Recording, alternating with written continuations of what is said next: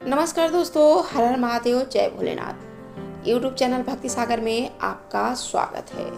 दोस्तों, आज इस वीडियो में मैं बात करूंगी सावन सोमवार व्रत को जो लोग पहली बार कर रहे हैं तो कैसे करेंगे, जानेंगे व्रत के नियम को। इस व्रत में क्या खाएं क्या ना खाएं, सावन सोमवार की प्रमुख तिथियों को और रुद्राभिषेक करने की प्रमुख तिथियों के बारे में, और साथ ही जानेंगे कि सावन सोमवार में किन चीज़ों को घर लाने से घर में आती है सुख समृद्धि, और किन 7 चीज़ों को भोलेनाथ के ऊपर अर्पित करने से महादेव होंगे प्रसन्न। तो दोस्तों, चलिए वीडियो को शुरू करते हैं। सावन का महीना 22 जुलाई 2024 सोमवार से शुरू होने जा रहा है। तो पूरा सावन का जो महीना होता है वो भगवान शिव जी की उपासना के लिए खास होता है, लेकिन सावन के सोमवार का बहुत ही खास महत्व होता है। और जो कोई भी भक्त शिव जी का सच्चे मन से पूजा और आराधना करता है, भगवान शिव उसकी सभी मनोकामनाओं को पूरा करते हैं। तो ऐसे में बहुत से भक्त ऐसे हैं जो सावन के सोमवार का व्रत रखेंगे, और कुछ ऐसे भी भक्त हैं जो सात्विक रहकर शिव जी की उपासना करेंगे। तो ऐसे में सावन सोमवार के नियम को जानना बहुत जरूरी है। नियम से अगर व्रत उपासना को करेंगे तो मनोकामना शीघ्र ही पूरी होगी, भोलेनाथ प्रसन्न होंगे। तो चलिए जान लेते हैं पहले उन नियमों को। पहला नियम है, सोमवार के दिन आप भगवान शिव का अभिषेक जरूर से करिए, विशेष फल की प्राप्ति होगी। अभिषेक के लिए आप दूध का इस्तेमाल करिए। दूसरा नियम, शास्त्रों के अनुसार सावन के सोमवार के दिन आप भूल कर भी न सोइए और शाम के समय शिव जी का विधि विधान से पूजा करिए। तीसरा नियम है, सावन के पूरे महीने में आप सात्विक भोजन करिए। प्याज, लहसुन, मांस, मदिरा का सेवन भूल कर भी न करिए। और चौथा नियम है, सोमवार के दिन आप भूल कर भी बेलपत्र तोड़कर शिव जी पे अर्पित मत करिए। एक दिन पहले आप बेलपत्र को तोड़कर शिव जी पे अर्पित करिए। पांचवा नियम, सावन सोमवार के दिन ब्रह्मचर्य का पूर्ण रूप से पालन करिए। संभव हो तो पति और पत्नी को साथ भी नहीं सोना चाहिए। छठा नियम, भगवान शिव जी की पूजा में आप केतकी के फूल का प्रयोग नहीं करेंगे। और सातवां नियम ये है कि जिस वस्त्र को आपने धारण करके शयन किया है या भोजन किया है, तो उस वस्त्र को आप दोबारा धारण करके भोलेनाथ का पूजन नहीं करेंगे। वस्त्र हमेशा साफ सुथरा ही धारण करके शिव जी की पूजा करेंगे। और सावन सोमवार के दिन आप फलाहार में दूध या दूध से बनी हुई चीज़ों का प्रयोग बिल्कुल से नहीं करेंगे। इसके अलावा आप मन, वाणी और व्यवहार से किसी को भी कष्ट नहीं पहुंचाएंगे। जान लेते हैं कि सावन में कब कब रुद्राभिषेक करना शुभ है। दोस्तों, सावन के माह में रुद्राभिषेक का खास महत्व होता है। शिव पुराण में बताया गया है कि शिव जी को रुद्राभिषेक बहुत प्रिय है। धार्मिक मान्यताओं में भी ये बताया गया है कि सावन में शिव जी का रुद्राभिषेक करने से अनेकों संकट दूर होते हैं।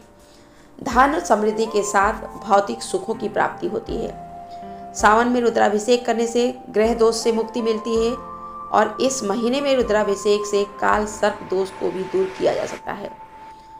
और अब की बार के सावन में 7 दिन जो है रुद्राभिषेक के लिए बहुत ही उत्तम माने जा रहे हैं। वैसे तो पूरा ही महीना खास होता है, लेकिन अगर रुद्राभिषेक आप सावन सोमवार, सावन शिवरात्रि और नागपंचमी के दिन कराते हैं तो बहुत ही शुभ है।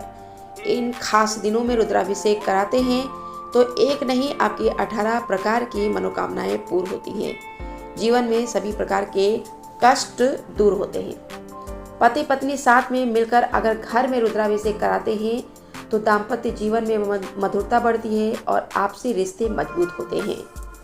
अगर आप पहली बार सावन सोमवार का व्रत रख रहे हैं तो शाम को व्रत खोलने का नियम क्या होना चाहिए। उससे पहले जानेंगे कि सावन सोमवार की प्रमुख तिथियां कौन कौन सी हैं।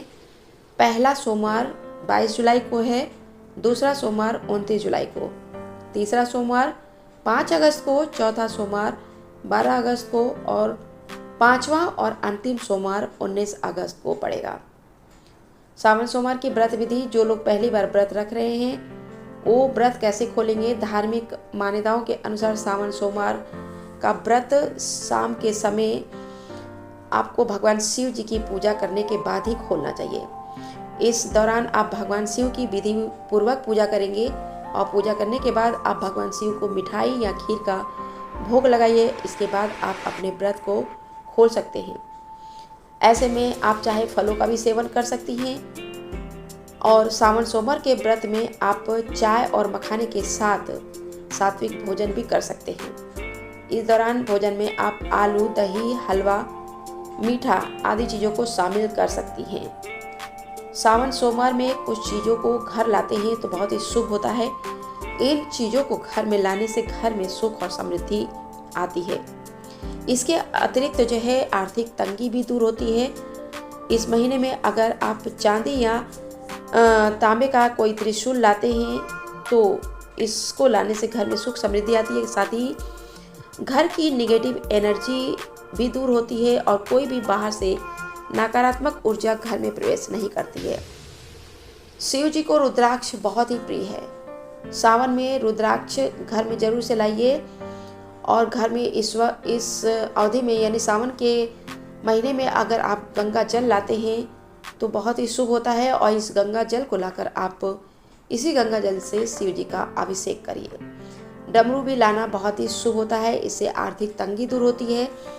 इन चीज़ों को आप घर में सावन के महीने में ज़रूर से खरीद कर लाइए। और जान लेते हैं उन चीज़ों को जिसको आप शिवलिंग पे अर्पित करते हैं तो भगवान शिव प्रसन्न होते हैं और साथ ही मनोकामना को भी पूरा करते हैं। शिवलिंग पे अगर आप मिश्री, दूध, दही, शहद, बिलपत्र, चमेली या आंकड़े का फूल, धतूरा, ये 7 ऐसी चीज़ें हैं जिनको अगर आप शिवलिंग पे अर्पित करते हैं तो इसे शिव जी जल्दी से प्रसन्न होते हैं और मनोकामना को शीघ्र ही पूरा करते हैं। दोस्तों, वीडियो में अभी के लिए इतना ही। मिलते हैं आगे की वीडियो में नया विषय लेकर। तब तक के लिए धन्यवाद।